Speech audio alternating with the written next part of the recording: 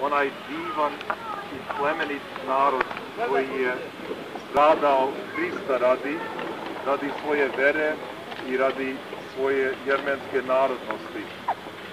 Ali ovaj današnji pomen se razlikuje od svih ostalih pomena, jer se vrši u toku svetle sedmice, pošto još uvek slavimo Vaskrs. I kad god se diže taj dim ispred raspetog Hrista, imamo reči samog pesca Davida koji kaže: kao što dim iščezava, tako neka grešnici iščeznu pred lice Božije. Što znači, oni koji su naneli zlo vašima predsima, oni koji do današnjeg dana nanose vama zlo, kao ni drugim pravoslavnim narodima, oni će iščeznu, će nestati pred lice Božije. Vi ćete ostati, vaše molitve će ostati, sećanje na vaš narod ostaće među nama i širom sveta, jer na ovaj današnji dan bilo gde u svetu da su se Jermeni okupili, sećamo se na taj nesrećni genocid koji je učinjen protiv vašeg dobrog, plemenitog i hristoljubivog naroda. Ali znajte, kao i što gledamo sada na ovo raspeće, kao i Hristos koji je razapet, više nikada ne možemo gledati na njegov krst i na njegovo stradanje, njegove muke i njegove rane, bez da ne gledamo na njega kroz svetlosti njegovog vaskrsenja, jer je njegovo vaskrsenje jednom i zauvek preobrazile te njegove muke, patnje, sve ono što je pretrpeo telom svojim radi nas i radi našeg spasenja.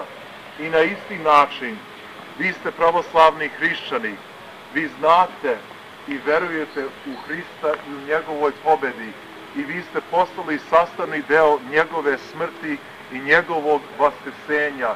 I Hristos je vaskrsao i više smrt ne vlada. Oni koji su učinili zlo protiv vašeg naroda, stvari protiv našeg naroda, jer svi smo mi jedni u Hristu, ne mogu više da to čine, jer Hristos je vaskrsao.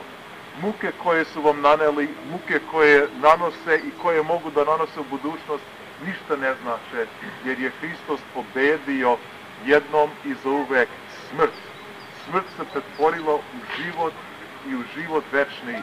Vaši preci žive, oni su živi pred vaskrslim Gospodom, i evo koliko se god mi danas molimo za njih, toliko se oni mole i za vas i za nas.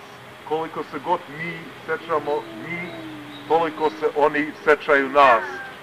Znajte, kad god upalite sveću, kao i ove svećice koje držite sada u vašim rukama, ako pogledate pažljivo u taj plamen koji gori pred vama i pred vas, vidjet ćete lica svih onih koji su postradali, ali se i njihovo lice menja, jer u tom plamenu beše svetlost Hristovog vaskrsenja. Mi ušli u radost vaskrsloga Gospoda, gde smrt više ne vlada.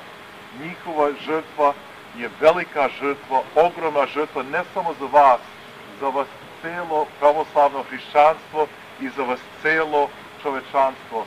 I nikada ne smemo zaboraviti tu njihovu žrtvu, kao što je rekao naš patrijarh German, za one koji su postradali u Jasenovcu. Kao hrišćani moramo praštati, ali na isti način ne smemo zaboraviti, jer držati njih u pamćenju znači držati njih u vašim srcama, u ljubavi, i gde je ljubav prisutna, tu je Bog prisutan, gde je Bog, tu je život večni. Kad bi njihovo stradanje i života njihove koje su oni položili bili zaista spasonosni za nas i za sve naše potomke od ovog dana i kroz sve vekove vekova. Amin. Hristos vaskrse i radost donese. Takođe želim da zahvalim Patrijarhu Pavlu i sveštenstvu Crkve Svetog Arhangela Gavrila što svake godine omobeležimo ovaj vrlo značajan datum 10. godine pa na ovam. I šta se desilo tog dana. Ali ću reći par rečenica za one koji su ovde prvi put i za one koji nisu čuli za taj datum. Toga datuma, znači 24. aprila 1915. godine, tadašnja Otomanska imperija donela je najcrnji zakon u istoriji čovečanstva, zakon o deportaciji kompletno jednog naroda sa svojih vekovnih prostora, sa prostora na kome je taj narod počivao zadnjih 5000 godina, a neki smatraju čak i više. Tako da je 24. datum je, to je dan žalosti u stvari jermenskog naroda, jer tad je krenulo. I do kraja 1916. godine završen je taj veći deo pogroma jermenskog naroda.